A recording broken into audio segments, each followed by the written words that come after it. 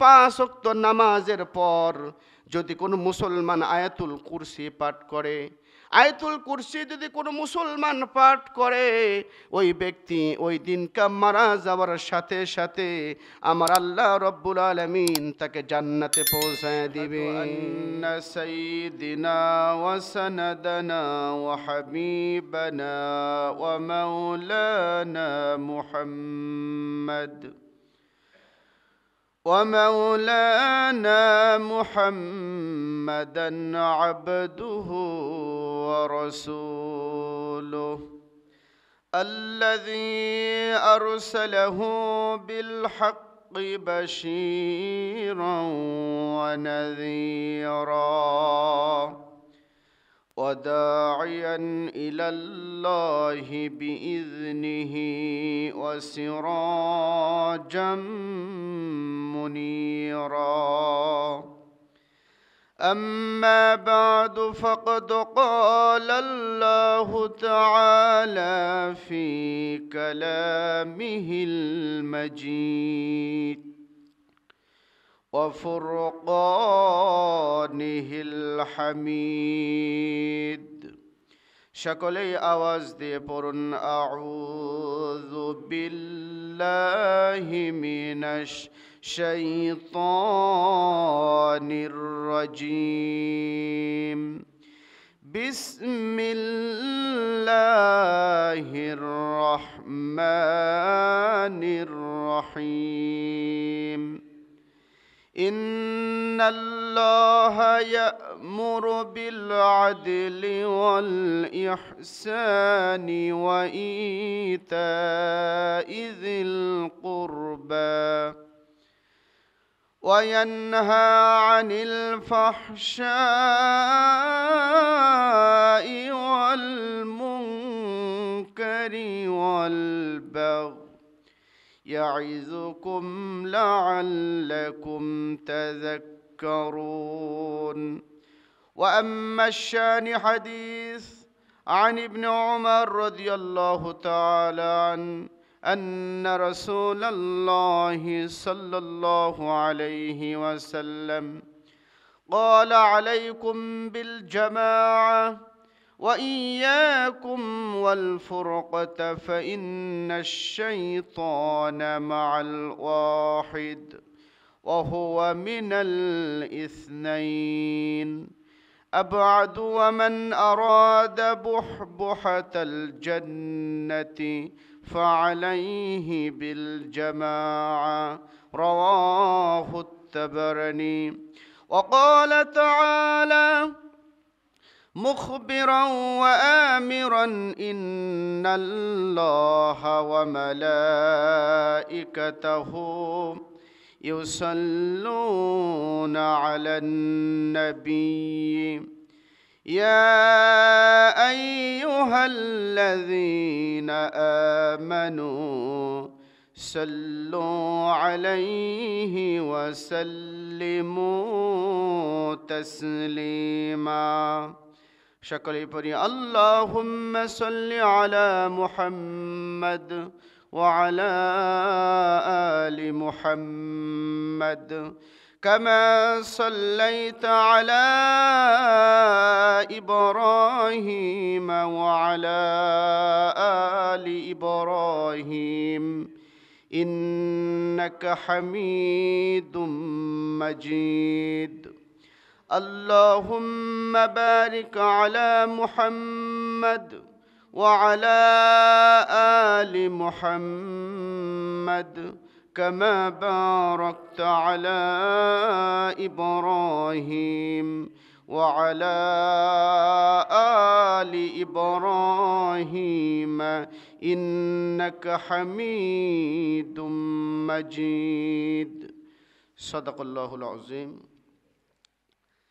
সর্বপ্রথম মহান আল্লাহ তাবারক তাআলার দরবারে সুজুদ এবং শুকর আদায় করছি যে আল্লাহ রব্বুল আলামিন আমাকে আপনাকে দীর্ঘ একটি সপ্তাহ পর মহান যে রব্বুল আলামিন হায়াতে তয়্যিবা সিহায়াতে কুল্লিয়া দিয়ে ইমানের বলে বলিয়ান হয়ে অনেক কাজ উপেক্ষা করে সালাতুল জুমা আদায়ের লক্ষ্যে এই মহল্লার ভিতর থেকে যাচাই বাছাই করে আল্লাহর ঘর মসজিদে আসা এবং বসার সুযোগ করে দিলেন যেই রব্বুল ইজ্জত আল জালাল।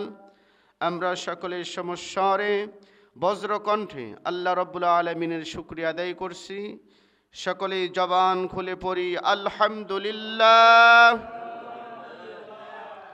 লক্ষ্য করে দরুদ আর সালাম বর্ষিত হোক বিশ্বনবী আকাই নামদার তাজদার মদিনা, সর্বকালের সর্বশ্রেষ্ঠ মহামানব, নির্যাতিত নিষ্পেষিত মানবতার মুক্তির সনদ জনাবে মুহাম্মদুর রাসূলুল্লাহ সাল্লাল্লাহু আলাইহি ওয়াসাল্লামের উপরে দরুদ এবং সালাম। সকলে আবার পড়ি সাল্লাল্লাহু আলাইহি ওয়াসাল্লাম। সম্মানিত মুসল্লিয়ান কিরাম, আমি আপনাদের সম্মুখে আল কুরআনুল কারীমের 16 নম্বর সূরা নাহাল থেকে আলোচনা করতেছিলাম। আজকে ধারাবাহিকভাবে সেখান থেকে আলোচনা শুরু হবে। সূরাতুন নাহাল, নাহলুন শব্দের অর্থ হলো মৌমাছি। আল্লাহ রাব্বুল আলামিন কুরআনুল কারীমের ভিতরে কিছু কিছু প্রাণীর নামে সূরা দিয়েছেন, যেরকম সূরাতুল আনআম গৃহপালিত পশুর নামে আল্লাহ একটি সূরা দিয়েছেন। এরপরে সূরাতুন নামল ছোট্ট একটা প্রাণী পিপিলিকা, তার নামেও আল্লাহ একটা সূরা দিয়েছেন। এরপর আর একটা প্রাণী আছে আনকাবুত, নাম হলো মাকড়সা। মাকড়সার নামেও আল্লাহ রাব্বুল আলামিন আল কোরআনের ভিতরে একটা সূরা দিয়েছেন। আবার সূরাতুল বাকারা গাভীর নামেও একটা কোরআনের সূরা আছে না নেই? সবচাইতে বড় সূরা। এই যে আল্লাহ রাব্বুল আলামিন ছোট্ট বড় ক্ষুদ্র বড় যে প্রাণীদের নামে যে সূরা দিলেন, এর মাধ্যমে আমাদের কি শিক্ষণীয় বিষয় রয়েছে? সম্মানিত মুসল্লিয়ান কিরাম, মৌমাছি অনেক বড় প্রাণী, ছোট্ট একটা প্রাণী মৌমাছি। আচ্ছা ধরেন কামারপাড়া বাজারের দিকে রওনা দিয়েছেন, যদি শোনেন যে এই পাশে একটা মৌচাক ছিল, মৌমাছিগুলো এলোমেলো হয়ে গেছে, এই রাস্তাও কে ঢুকবে? এই রাস্তা কেউ ঢুকবে না। কোন রাস্তা দিয়ে যাবে? যে রাস্তাটা নিরাপদ, ওই রাস্তায় না গিয়ে আর একটা রাস্তায় যাবে। বলেন তো এই যে এই রাস্তায় গেল না কি কারণে? মৌমাছি কামড়াবে, মৌমাছি কামড়াবে। আমি বলতেছিলাম মৌমাছির কয়েকটা গুণ রয়েছে, তার ভিতরে একটা হলো মৌমাছি প্রচুর পরিশ্রম করতে পারে, এক মুহূর্তের জন্য মৌমাছি বসে থাকে না, বিভিন্ন ফুলে ফলে ভ্রমণ করে। দ্বিতীয় নাম্বার গুণ হলো মৌমাছি সব জায়গায় বসে না। মৌমাছিকে কোনো পেশাবের উপর বসতে দেখবেন না, কোনো পায়খানা পচা নোংরা ডাস্টবিনের উপরে মৌমাছি কোনোদিন ঘোরাফেরা করে না। নাম্বার 3, মৌমাছি একতাবদ্ধ। মৌমাছি কি? একতাবদ্ধ। একটা মৌমাছিকে যদি ঢিল মারা যায়, মৌমাছির গায়ে যেই কয়জনের লাগে সেই কয়জন ছোটে, নাকি গোটা চাকের যত মৌমাছি ছিল প্রত্যেকটাই পিছনে ধাওয়া করে? কথা বলেন। এখান থেকে শিক্ষণীয় বিষয় হলো মৌমাছি যেরকম একতাবদ্ধ, আজকে মুসলিম মিল্লাত যদি একতাবদ্ধ হয়ে যেতে পারত, উঁচা টুপি, খাটো টুপি, পাঁচকলে টুপি, কলার সারা জুব্বা, কলার ওয়ালা জুব্বা, এরপরে কল্লিদার জুব্বা, কল্লি সারা জুব্বা, প্রত্যেকটা মুসলিম মিল্লাত টুপিওয়ালা দাড়িওয়ালা যদি এক হয়ে যেতে পারত, আজকে বাংলাদেশে নয় পৃথিবীর কোথাও কোনো বিজাতি রাষ্ট্র মুসলমানদের দিকে চোখ তুলে তাকানোর সাহস খুঁজে পেত। সম্মানিত মুসল্লিয়ান কিরাম, এই যে ইসরায়েল ফিলিস্তিনের মসজিদ আকসার দিকে চোখ রাঙায় মুসলমানদেরকে মারার জন্য, বিভিন্নভাবে বোম ফেলে, এরপরে যুদ্ধ ফাইটার বিমান দিয়ে মুসলমানদেরকে নিধন করতেছে। এরকম মুসলমান যদি মৌমাছির মতো ভেদাভেদ ভুলে যেতে পারত, 350 কোটি মুসলমানের যদি একটাই চাওয়া থাকতো, আমরা যেখানেই যে ভূখণ্ডে বাস করি না কেন, আমার কোনো মুসলমানের গায়ে হাত দিলে সে যেই হোক, তাকে আমরা ছেড়ে কথা বলবো না, তার হাত আমরা ভেঙে টুকরো টুকরো করে দেব। তাদের যেই মুসলমানদের দিকে তাকাবে, যেই চোখ দিয়ে তাকাবে, সেই চোখ আমরা তুলে ফেলবো। এইটা যদি আমাদের অঙ্গীকার হতো মৌমাছির মতো, তাহলে আমেরিকা আফগানিস্তানকে ধ্বংস করতে পারতো না। আজকে বাংলাদেশে নিয়ে ইসকন যে ষড়যন্ত্র করতেছে, ইসকন দেশ থেকে পালানোর মতো জায়গা খুঁজে পেত না। কিন্তু আমরা চিন্তা করি, ওকে মারতেছে মার, আমাকে তো আর ধরতেছে না। যদি মুসলমান যদি এক হতে পারতাম, আজকে ফিলিস্তিনের একটা মুসলমানের গায়ে কোনো বিজাতি হাত দিতে পারতো না। তাই মৌমাছি ছোট্ট একটা প্রাণী, তাকে ভয় করি কেন? যে মৌমাছি একা একা ধাওয়া করে না, একটা চাকে যতগুলো মৌমাছি থাকে প্রত্যেকটা মৌমাছি পিছনে ধাওয়া করে কি করে না? ছোট্ট একটা প্রাণীকে আমরা ভয় করি কেন? তারা একতাবদ্ধ। তারা কি একতাবদ্ধ? আজকেও যদি এই বাংলাদেশের কওমি আলিয়া, চরমনাই, হেফাজত, খেলাফত যা আছে সব যদি এক হয়ে যেতে পারতাম, আজকে বাতিল্লা ইমামদের গায়ে হাত দিতে পারতো না। মানিকগঞ্জের এক মাহফিলে বাংলাদেশের একজন সুনামধন্য আলেম মৌলানা ইয়াহিয়া তাকি ইসকনদের বিরুদ্ধে কথা বলেছে। তার মাহফিলে একজন হুজুর মোহতামিম মসজিদের ইমাম স্লোগান দিয়েছে, তাকে বেধড়ক মারপিট করে হাসপাতালে পাঠানো হয়েছে। কারণ আমাদের ভিতরে কি নাই? আমাদের ভিতরে কি নাই? আওয়াজ দেন, কি নাই? একতা নাই। যদি আমরা একতাবদ্ধ থাকতে পারতাম, তাহলে স্বৈরাচার যে পতন হলো, 17 বছর আমাদের মাথার উপর কাঁঠাল ভেঙে খেতে পারতো না। এই যে আল্লাহ ছোট্ট ছোট্ট প্রাণীর নামে সূরা দিয়েছেন, সে প্রাণীর 3টা গুণ, তার ভিতরে একটা হলো মৌমাছি একতাবদ্ধ, মৌমাছি জামাতবদ্ধ। কার গায়ে লাগলো, কে ব্যথা পেল, এইটা দেখার বিষয় নয়। সে আমার চাকে ঢিল দিয়েছে কিনা, এইটাই মৌমাছি দেখার বিষয়। কিন্তু সেইটা আমাদের ভিতরে এটা নাই। সম্মানিত হাজিরিন, এই সূরার আরেকটা নাম হলো সূরাতুন নিয়াম, নিয়ামতের সূরা। আল্লাহর অসংখ্য অজস্র নিয়ামত দিয়েছেন, এটা এই সূরার ভিতর আল্লাহ রাব্বুল আলামিন তুলে ধরেছেন। মধু আল্লাহর পক্ষ থেকে একটা নিয়ামত কিনা? একটা নিয়ামত নয়? এর চাইতে 1 নম্বর মধু যদি কোনো ব্যক্তির ঘরে থাকে, সে যদি মাঝে মাঝে যদি হাতের তালুর উপরে নিয়ে কয়েকটি কালো জিরা যদি দিয়ে চেটে চেটে খায়, ওই ব্যক্তির মৃত্যু ব্যতীত অনেক রোগ তার জন্য উপশম হয়ে যায়। বিশ্বনবী রাসূল করিম সাল্লাল্লাহু আলাইহি ওয়াসাল্লাম 2টা খাবার খুব পছন্দ করতেন, তার ভিতর একটা হলো ইউজিবুল হালওয়া, মিষ্টি হালুয়া আমার নবী খুব পছন্দ করতেন। 2 নাম্বার যেইটা পছন্দ করতেন ওয়াল আসাল, মধু, মধু এবং হালুয়া পছন্দ করতেন রহমাতাল লিল আলামিন। তাহলে সেই মধু একটা ভালো নিয়ামত আল্লাহর পক্ষ থেকে। সেই নিয়ামতকে আজকে আমাদের অনেক অসাধু ব্যবসায়ী রয়েছে, মধুর ভিতরে কত ভেজাল দিয়ে দেয়, এরকম ব্যবসায়ী আছে না নাই? সম্মানিত হাজিরিন, আবার একজন গায়ক গান গাইলো, আল্লাহ বলে বান্দা মধু দিলাম তোমাকে আমার নিয়ামত খাওয়ার শুকরিয়া আদায় করো। আর বেটা গায়ক বলল মধু হই হই ওরে বিষ খাওয়াইলে, মধু নাকি বিষ হয়ে গেছে।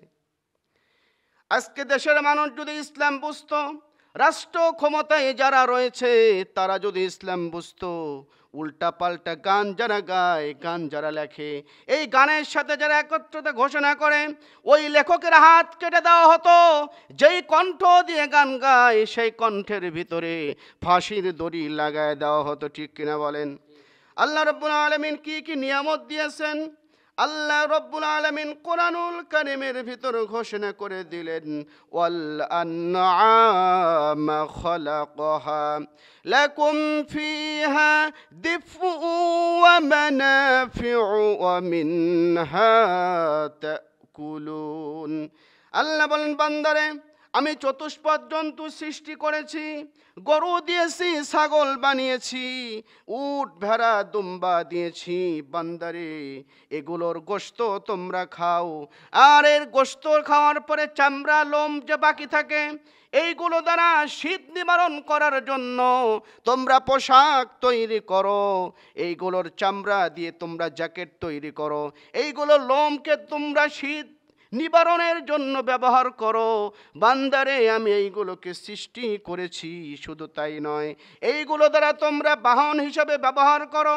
এই গৃহপালিত জন্তুর দুধ তোমরা পান করো, আর এইগুলোকে মরুভূমির ভিতরে তোমাদের বাহন হিসাবে তোমরা ব্যবহার করো। সুবহানাল্লাহ বলেন। এই যে গৃহপালিত পশু, উট, ভেড়া, দুম্বা, ছাগল, বকরি, এগুলো দুধ পান করা যায় না? একটা বকরির দুধে প্রচুর পরিমাণ ভিটামিন আছে না নাই? তাহলে আল্লাহ বললেন, বান্দারে গৃহপালিত পশুর গোশত খাও, এর দুধ পান করো, এর চামড়া দিয়ে তোমরা জ্যাকেট বানাও, শীত নিবারণের জন্য পোশাক তৈরি করো, এরপরে এইগুলোকে তোমরা বাহন হিসেবে ব্যবহার করো।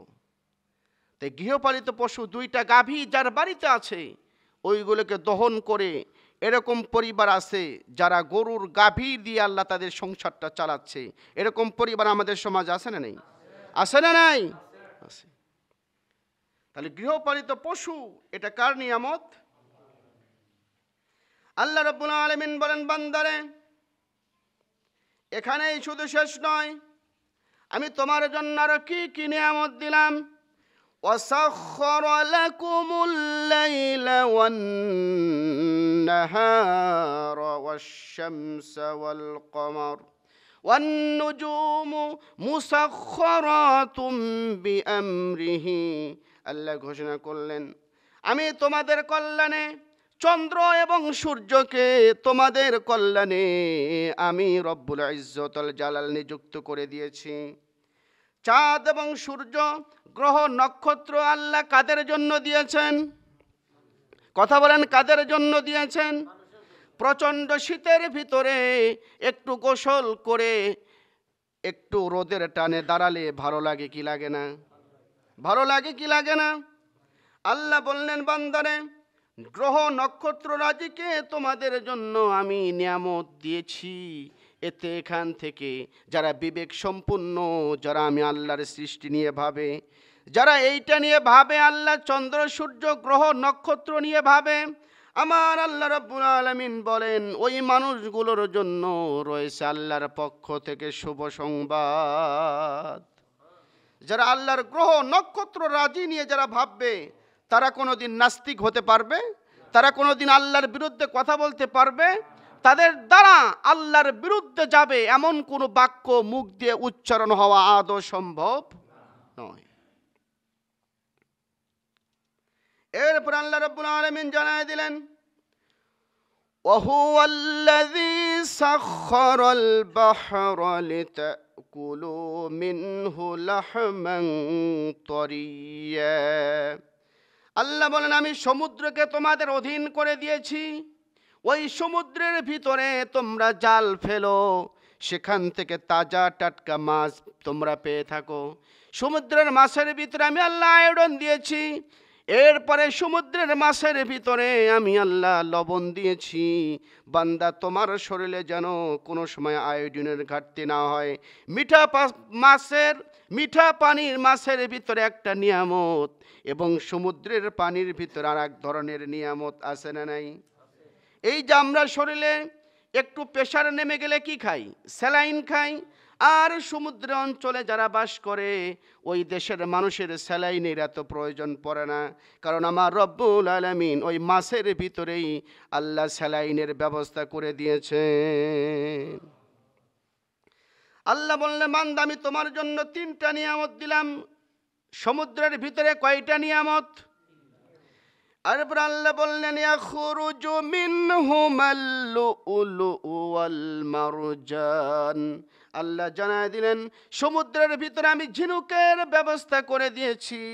সেই ঝিনুকের ভিতর থেকে তোমাদের জন্য মণিমুক্তার ব্যবস্থা আমি রব্বুল আলামিন করে দিয়েছি। ঝিনুকের ভিতরে মণিমুক্তা আছে না নাই? একটা মুক্তার কত দাম? একটা হীরার টুকরার কত দাম? এইগুলো আল্লাহ দিয়েছে কাদের জন্যে? এইগুলো কাদের জন্যে? আমাদের জন্য না ফেরেশতাদের জন্যে? যেভাবে বসে আছেন মনে হচ্ছে ফেরেশতাদের দিয়েছে। আপনাদের মন টন খারাপ? হ্যাঁ না কিছুই কইতেছেন না। এরপর আল্লাহ রাব্বুল আলামিন জানায় দিলেন, সমুদ্রের ভিতরে আল্লাহ কি ব্যবস্থা করে দিয়েছেন। وخلقنا لهم من مثله ما يركبون وإن نشأ نغرقهم فلا صريخ لهم ولا هم ينقذون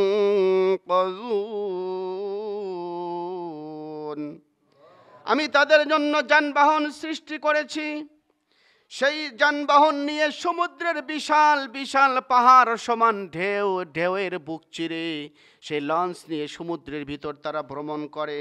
আমি আল্লাহ যদি ইচ্ছা করতাম ওই লঞ্চকে সমুদ্রের ভিতরে ডুবাই দিতে পারতাম, আর তখন তারা আমাকে ডাকতো, আমি রব্বুল আলামিনকে তারা ডাকতো।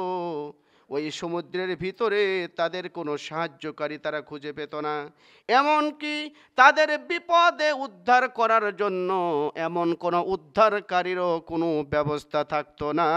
সেই সমুদ্রের ভিতরে আমি রব্বুল আলামিন তাদেরকে নিজ কুদরত দিয়ে হেফাজত করি। সমুদ্রের পাহাড় সমান সমান ঢেউ, সেই ঢেউয়ের ভিতরে আমরা এরকম ভ্রমণকারী আছে না নাই? আল্লাহ বলে, বান্দারে সমুদ্রের ভিতর তুমি ঢুকেছো, আমি ইচ্ছে করলে জাহাজটাকে ডুবাই দিতে পারতাম, তুমি সাহায্য চাইতে আমাকে বাঁচাও, আমাকে উদ্ধার করো, আমি মরে গেলাম। আল্লাহ বলছে, বান্দা কেউ তোমার ডাকে সাড়া দিত না। এরপর আল্লাহ রাব্বুল আলামিন বলেন, নাবিক যেন পথ ভুলে না যায়। গহীন সমুদ্রের ভিতরে বৃষ্টির আনাগোনা এসে গেছে, এরপরে ঢেউ শুরু হয়ে গেছে, নাবিক যেন পথ ভুলে না যায়। আমি আল্লাহ কি ব্যবস্থা করেছি আল্লাহ সেটাও কোরআনে বলে দিলেন, ওয়ালামাতিন ওয়াবিন্নাজমি হুম ইয়াহতাদুন।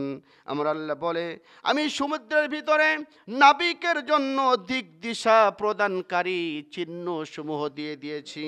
তারকারাজির সাহায্যে নাবিক পথ চলবে সমুদ্রের ভিতরে। আল্লাহ বলেন, আমি তার জন্য তারকার ব্যবস্থা করে দিয়েছি। সমুদ্রের ভিতরে বান্দা যেন পথ ভুলে না যায়, সেই জন্য কিছু চিহ্ন রয়েছে, কিছু তারকা রয়েছে। নাবিক সেই তারকা দেখে দেখে পথ চলবে। এই ব্যবস্থা কার? বলে, এই ব্যবস্থা কার? আল্লাহর। আমরা আপনি কিয়ামত পর্যন্ত হায়াত পেলেও আল্লাহর শুকরিয়া আদায় করে শেষ করতে পারবো না। আল্লাহ এটাও বলেছেন সূরাতুল ওয়াকিয়ার ভিতরে যে, বান্দা এই যে শীতের দিন, শেষ রাত্রে আগ রাত্রে উঠলে টিউবওয়েল চাপ দিলে কি পানি বের হয় বাবা? কথা বলেন, কি পানি বের হয়? এটা মনে হয় চাষি আম্মা যা ঠান্ডা গরম করে রেখে দিয়েছে। আবার গরমের দিনে চাপ দিলে কি পানি বের হয়? তাহলে গরমের দিনে ঠান্ডা পানি আর ঠান্ডার দিনে গরম পানি। ব্যবস্থা কার? আপনারা যতটুকু পানি গরম হলে আপনার দেহের জন্য উপকারী হবে, অতটুকু পরিমাণ পানি গরম করে রেখে দিয়েছেন তিনি কে? আল্লাহ এটাই বান্দাকে সতর্ক করছেন সূরা ওয়াকিয়ার ভিতরে। দেখেন আল্লাহ বলে, বান্দারে আফারাআইতুমুল মাআল্লাযী তাশরাবুন। বান্দা তুমি যেই পানি পান করো, এই যে তুমি পিপাসা লাগলে যেইটা খাই সেইটার নাম কি? আল্লাহ বলে, বান্দারে তুমি পানি পান করো, সে পানি সম্পর্কে কি একটু চিন্তা করে দেখেছো? সেই পানি কে দিলে, কোত্থেকে আসলো? কে পানি ঠান্ডা করলো, কে পানি গরম করে দিল? এইটা কি তুমি একটু ভেবে দেখেছো? আল্লাহ রাব্বুল আলামিন জানায় দিলেন, বান্দারে আআতুম তাজরাউনাহু আম নাহনুজ জারিউন। হ্যাঁ বান্দা, ওই পানি তুমি মেঘ থেকে নামিয়ে আনো না, ওই পানি আমি আল্লাহ মেঘের মাধ্যমে তোমাদের জন্য নামিয়ে আনি। হ্যাঁ বান্দা, আমি ইচ্ছা করলে লাউ নাশাউ জাআলনাহু উজাজান ফালাউলা তাশকুরুন। আমি আল্লাহ যদি ইচ্ছা করতাম ওই পানি মিষ্টি না বানায়া আমি আল্লাহ লবণাক্ত করে দিতে পারতাম। আমি আল্লাহ মিষ্টি পানির ভিতরে লবণ দিতে পারতাম, কিন্তু সেইটা দেই নাই। আমি আল্লাহ তোমার জন্য সুমিষ্ট পানির ব্যবস্থা করেছি। এ বান্দা ফালাউলা তাশকুরুন, এরপরেও কি তুমি আমার শুকরিয়া আদায় করবে না? আল্লাহ বলল, বান্দারে এত নিয়ামত আমি রেখে দিলাম তোমার জন্যে, এরপরেও তুমি কার পিছে দৌড়াও, কার প্রশংসা করো? শুধুমাত্র প্রশংসা করো আমি আল্লাহর। এই কথা কার? আল্লাহ। এরপর আল্লাহ সূরাতুল মুলকের 30 নম্বর আয়াতে জানায় দিলেন, قُلْ أَرَأَيْتُمْ إِنْ أَصْبَحَ مَاؤُكُمْ غَوْرًا فَمَنْ يَأْتِيكُمْ بِمَاءٍ مَعِينٍ। আল্লাহ বলেন, নবীকে বললেন, হে বন্ধু আপনি বলে দিন, আমি আল্লাহ ইচ্ছে করে যদি পানির লেয়ারটাকে একটু নিচে নামায় দিতাম, আমি পানির লেয়ারটা যদি একটু নিচে নামায় দিতাম, তাহলে কে তোমাদের জন্য এনে দিত সুমিষ্ট পানি? আমার আল্লাহ যদি ইচ্ছা করতেন পানির লেয়ারটাকে নিচে নামায় দিতে পারতেন কি পারতেন না? আল্লাহ বলেন, বান্দারে সেখানে আমি নামিয়ে না দিয়ে বাংলাদেশের যেই জায়গার ভিতরে তুমি বোর্ডিংটা চালু করো, আস্তে করে মিষ্টি পানির ব্যবস্থা করে দেয় তিনি কে? আল্লাহ। আল্লাহর নিয়ামতের শুকরিয়া আদায় করে শেষ করা যাবে? নিয়ামতের শুকরিয়া আদায় করে শেষ করা যাবে না। এরপর আল্লাহ বান্দাকে বললেন, বান্দারে আফারাআইতুম মা তাহরুসুন,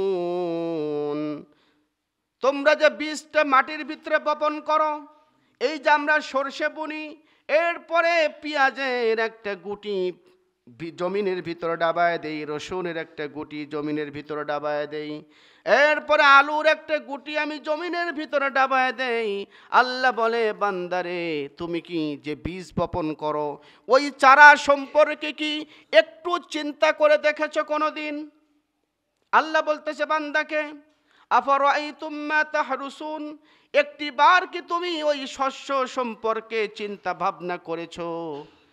আল্লাহ বলছে, বান্দারে একটি বার কি তুমি ভেবে দেখেছো?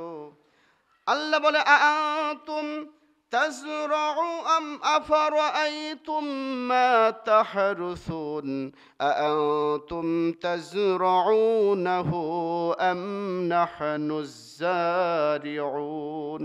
আল্লাহ বলে, বান্দারে তুমি ওই ফসলটাকে বড় করো নাই, আমি আল্লাহ আস্তে আস্তে করে ছোট্ট বীজটাকে গাছ আকারে প্রবেশ করলাম।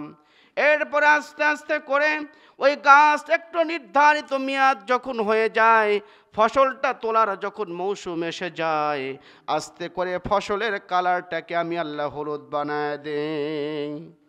আমি আল্লাহ যদি ইচ্ছা করতাম, লাউ নাশাউ জাআলনাহু হুতামান ফাযালতুম তাফাক্কাহুন, আমি আল্লাহ যদি ইচ্ছা করতাম ওই ফসলটাকে দানাবিহীন, ফসল আছে কিন্তু দানা নাই, আমি আল্লাহ ইচ্ছা করলে ওই ফসলটাকে দানাবিহীন ভুসি বানায় দিতে পারতাম। ফসল থাকতো, ফসলের ভিতরে কোনো দানা থাকতো না। আমার আল্লাহ এটা পারতেন কি পারতেন না? আল্লাহ এটাও বলে দিলেন, তোমরা খেতে যায় কি বলতে, ইন্না লামুগরামুন, আমাদের সর্বনাশ হয়েছে, সর্বনাশ হয়েছে। বাল নাহনু মাহরুমুন, আমি লাভের পরিবর্তে লসে পড়ে গেলাম, এইটা আমরা বলতাম কি বলতাম না? আল্লাহ বান্দাকে সতর্ক করে জানায় দিলেন, বান্দারে একটি ভার চিন্তা করো, তুমি তোমার ফসল নিয়ে ছোট্ট একটা দানা বিছায় দিলে জমিনের ভিতরে, সেইটা কি এমনি এমনি হয়? আমাদের অনেক চাষি রয়েছে এমন, আবাদ জানতে হয়, একটু ফসল ভালো হলে ফুটানি আসে না নাই? আমার আল্লাহ বলে, বান্দারে আমি জন্মিয়েছি, আমি ফসল ফলিয়েছি, এইটা যে বলবে সরাসরি ডাইরেক্ট আল্লাহর সাথে শিরিক করার গুনাহ তার আমল নামায় উঠে যাবে। তাম পৃথিবীর মানুষ মিলে একটা চাল বানানো সম্ভব?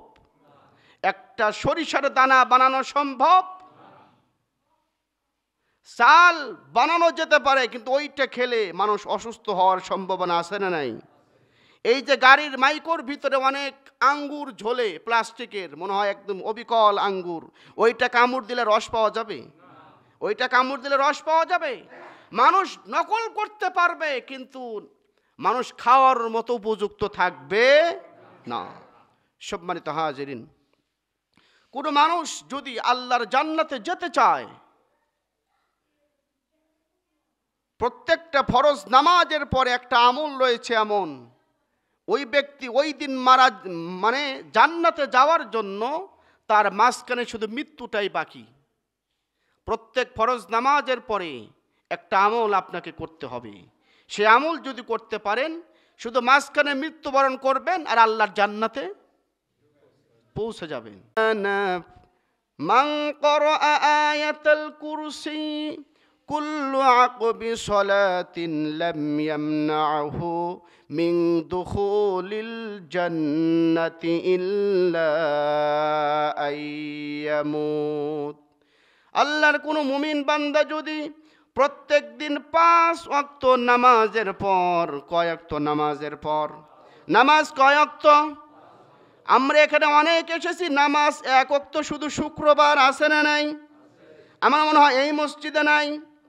আবার এই যে ফরজ পড়েছি, সুন্নাত পড়ার প্রয়োজন নাই, কারণ এমন পীরের মুরিদ হয়েছি সুন্নাত লাগবে না, এরকম মানুষ আছে না নাই? আল্লাহর নবী বললেন, প্রত্যেক দিন 5 ওয়াক্ত নামাজের পর যদি কোনো মুসলমান আয়াতুল কুরসি পাঠ করে, আয়াতুল কুরসি যদি কোনো মুসলমান পাঠ করে, ওই ব্যক্তি ওই দিনকা মারা যাওয়ার সাথে সাথে আমার আল্লাহ রব্বুল আলামিন তাকে জান্নাতে পৌঁছায় দিবেন। এই আয়াতুল কুরসি কার কার মুখস্থ আছে? একটু হাত তোলেন তো। মানুষ কম না বেশি? হাত উঠলো কম না বেশি? মুষ্টিময় কিছু মানুষের হাত উঠেছে। তাহলে যাদের ওঠে নাই, শিক্ষা করার প্রয়োজন আছে না নেই? আচ্ছা, এখানে যারা আসছেন দেখি জান্নাতে যেতে চান না? কারা কারা হাত তোলেন? সবাই যেতে চান। ফজরের নামাজে আসতে চান না? কারা কারা হাত তোলেন? কষ্ট লাগে ফজরের নামাজ।